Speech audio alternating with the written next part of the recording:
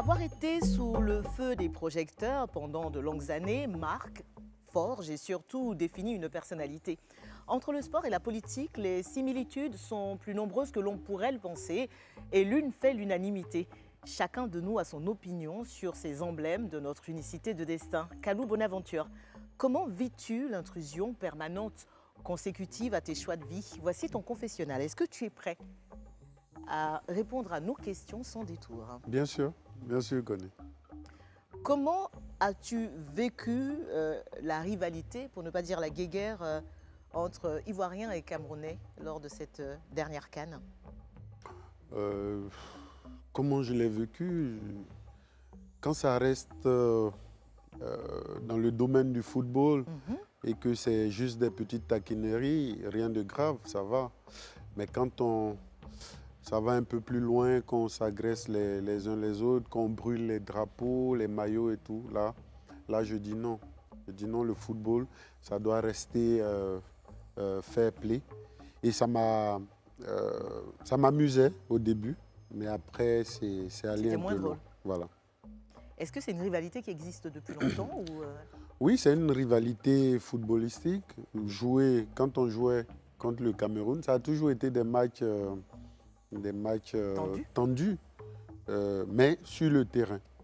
Tendus sur le terrain. Après aujourd'hui, il n'y a pas de problème entre les Camerounais et les Ivoiriens. Il y a beaucoup trop de similarités entre nous pour qu'il y ait des problèmes. C'est vrai que le football déchaîne beaucoup de passion. Et comme votre collègue l'a dit tout à l'heure, partout où il y a la passion, c'est difficile qu'on trouve la raison. C'est un peu ça aussi. Mais bon, je ne pense pas qu'il y ait un problème particulier entre ces deux pays. tes plus grands faits d'armes avec les éléphants, c'est d'avoir été finaliste à la CAN 2006 en Égypte et surtout d'avoir fait partie de l'équipe nationale qui a qualifié et qui a participé à sa première Coupe du Monde de son histoire en 2006 en Allemagne. Ouais. Est-ce que cela ne te laisse pas quand même un goût amer ou un goût d'inachevé de n'avoir pas pu remporter de CAN au moins une fois dans ta carrière? Oui, c'est le plus gros échec, le plus gros regret de ma carrière. Gagner un trophée avec son pays, ça, pour moi, hein, je serais prêt à donner tout ce que j'ai gagné en club pour ne serait-ce que gagner un trophée avec mon pays. Ça n'a pas de prix, cette fierté-là de porter le maillot de son pays. Ça n'a pas aussi de prix de gagner pour tout un peuple. Oui, c'est un regret. Mais bon, il ne faut pas vivre avec des regrets.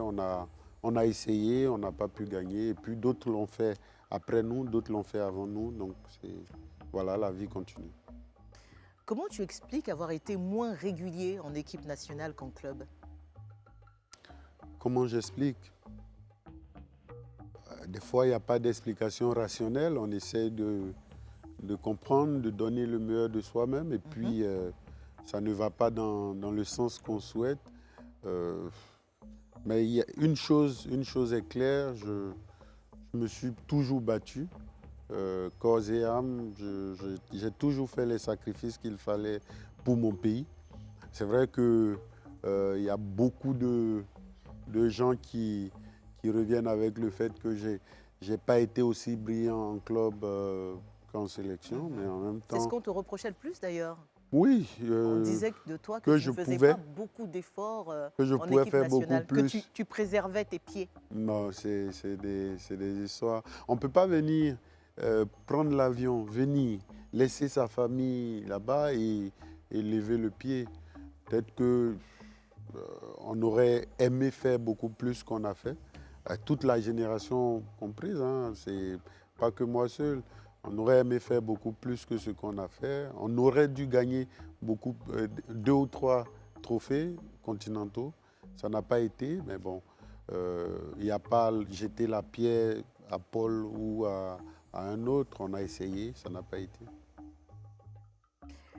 Parlons à présent de ta période FIF, ton passage dans l'encadrement technique. Est-ce qu'aujourd'hui, avec le recul, tu regrettes d'en être parti comme ça? Oui, les conditions dans lesquelles je suis parti, il y avait cette suspicion-là. Il y a eu trop de non-dits. Je suis parti. C'est-à-dire? Non, il y a eu des accusations, des insinuations à une époque. Et je me connais, j'étais là-bas par passion, parce que le football, c'est ma vie, c'est tout ce que j'aime le plus au monde, c'est le football. J'étais là-bas et puis ça ne s'est pas bien passé, mais la manière dont je suis parti ne m'a pas plu. Mais si j'ai des regrets d'être parti, non. Heureusement d'ailleurs que je suis parti. Quels que soient vos challenges familiaux, la nouvelle Kyrène 10 litres est à vos côtés pour vous simplifier la vie. Avec son nouveau format plus économique à 1500 francs, découvrez la nouvelle Kyrène 10 litres, facile à utiliser, disponible dans tous les points de vente. Kyrène, soif de vivre. Non, il y a un joueur soi-disant qui a accusé certains de lui avoir demandé des sous pour jouer. Une histoire vraiment risible pour ceux qui me connaissent, pour ceux qui nous connaissent, parce que je n'étais pas le seul à être accusé. Il y avait Cyril, il y avait Kwasi Blaise aussi. Une histoire finalement qui est morte de sa propre mort. Donc c'était des accusations gratuites. Est-ce que tu penses aujourd'hui avoir réussi ta reconversion après le foot? Oui, peut-être que ce n'était pas la reconversion où on m'attendait, ce n'était pas d'être maire de Vavois, mais j'aurais peut-être dû passer mes diplômes pour être coach. Mais on devient coach aussi par vocation. Je ne me sens pas l'âme d'un coach, peut-être dirigeant, peut-être manager général des équipes nationales, peut-être dans un futur, mais il n'est pas trop tard. Pas coach. Mais bon, c'est une reconversion assez spéciale, parce que je suis le premier footballeur à être, peut-être qu'il y en a eu il y a longtemps, hein, je ne sais pas, de ma génération et des générations qui sont passées juste avant nous. Je suis le premier à avoir eu cette reconversion-là. Je suis parti là-bas aussi pour montrer à certaines personnes que le footballeur, ce n'est pas que celui qui s'est tapé dans un ballon. On a aussi, c'est vrai qu'il y a la caricature du footballeur. Taper dans un ballon, frimer, avoir de grosses voitures, ça c'est la caricature du footballeur. Je ne voulais pas rentrer dans cette caricature-là. Je me suis dit, ce que d'autres font, qui ne sont pas footballeurs font, on peut le faire aussi, donc voilà. Et qu'est-ce que tu aurais fait alors si tu n'avais pas gagné? Si je n'avais pas gagné, j'aurais fait autre chose. Avec mon épouse, on a une compagnie de transit. Je serais allé travailler avec elle. Donc oui, il y a plusieurs choses que je peux faire. J'entends certains me dire, quand il y a eu l'épisode de la FIF, oui, tu seras plus maire, on fera tout pour que tu sois... Si je ne suis plus maire de Vavois, je retournerai à ce que je faisais avant, mais je le serai encore, n'en déplaise. La tendance avec Didier Drogba et Samuel Eto'o, est-ce que ça ne te donne pas un autre appétit? Non, c'est une question de vocation, encore une fois. Je n'ai pas souhaité me présenter là aux élections à la fédération parce que le poste que j'ai là-bas est très prenant. Ça aurait été difficile pour moi de faire les deux, mais bon, pourquoi pas dans quelques années, pourquoi pas. Donc c'est pas rangé au placard? Non, du tout. C'est un monde que je connais, c'est ce que je connais le mieux, donc pourquoi pas, oui. C'est quoi ta plus grande fierté aujourd'hui, au regard de ta carrière et de ta vie en général? De voir mes enfants grandir. Mon fils aujourd'hui a 22 ans, ma fille a 18 ans, elle est étudiante.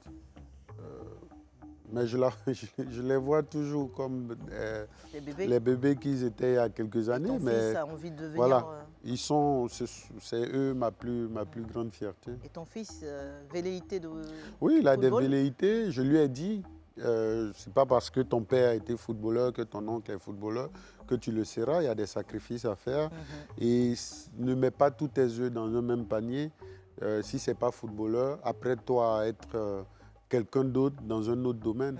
On n'a pas à être tous des footballeurs. Donc voilà, pour le moment, il suit un peu, il toujours son rêve d'être footballeur. En parallèle, il mène des études pour être manager demain dans un club de foot. Ah. Donc voilà, je le soutiens comme je peux et puis adviendra que pourra. As-tu été totalement sincère dans ce confessionnal, Bonaventure? Oui, je l'ai été, Connie. Je l'ai été, je ne vais pas te mentir, je l'ai été. D'accord. Bon, ben,